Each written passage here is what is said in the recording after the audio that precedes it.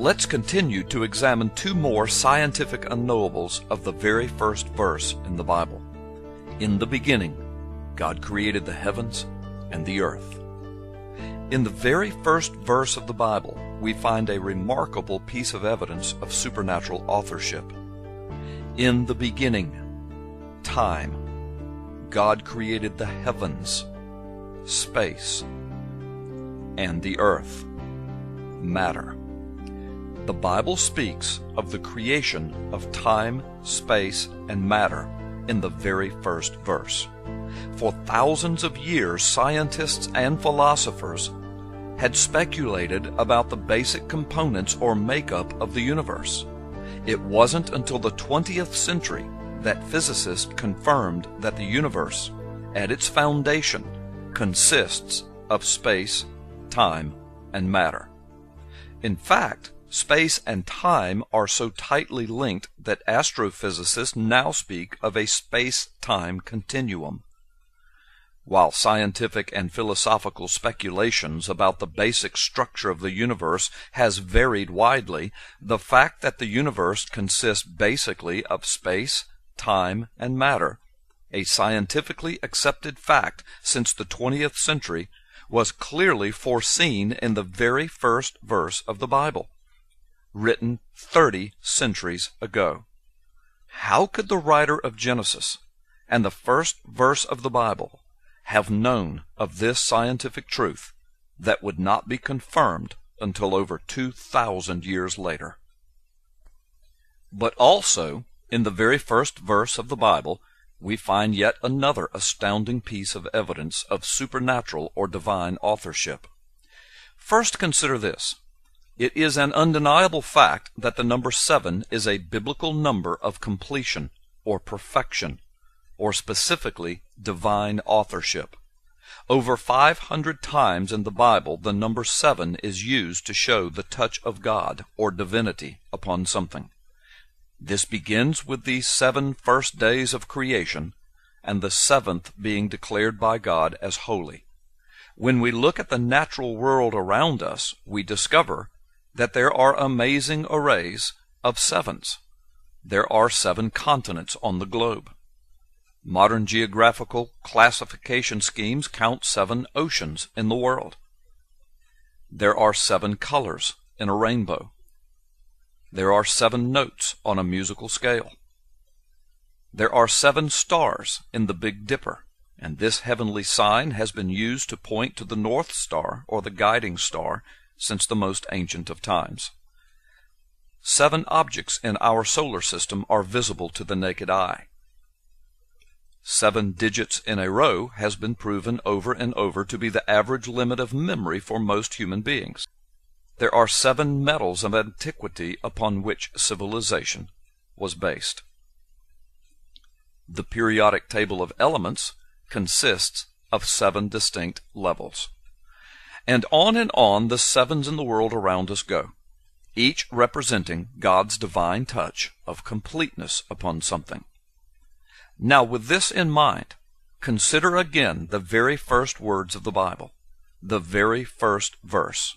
One sentence, translated in English as, "In the beginning, God created the heavens and the earth." It contains exactly 10 words.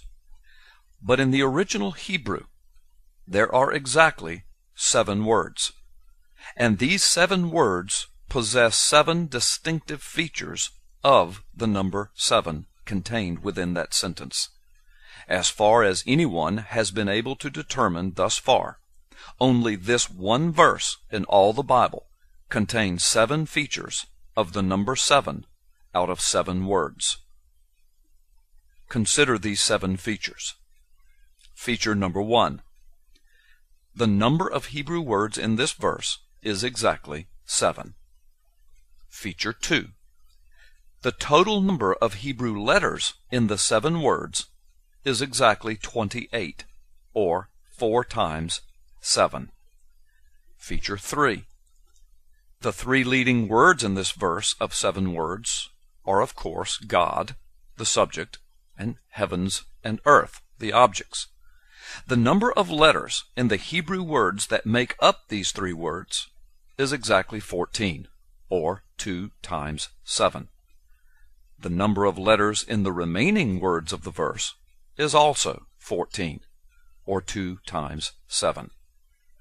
Feature number 4. The expression of the two objects of this sentence, the heavens and the earth, in Hebrew, is made up of 14 letters, or 2 times 7. Feature number 5. The shortest word is in the middle. The number of letters in this word and the word to its left is 7.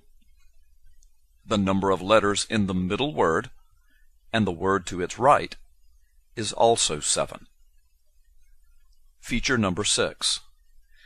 There are 3 important nouns in this first verse: God, heaven, and earth. The numeric gematria values of these 3 nouns are 86, 395, and 296, respectively.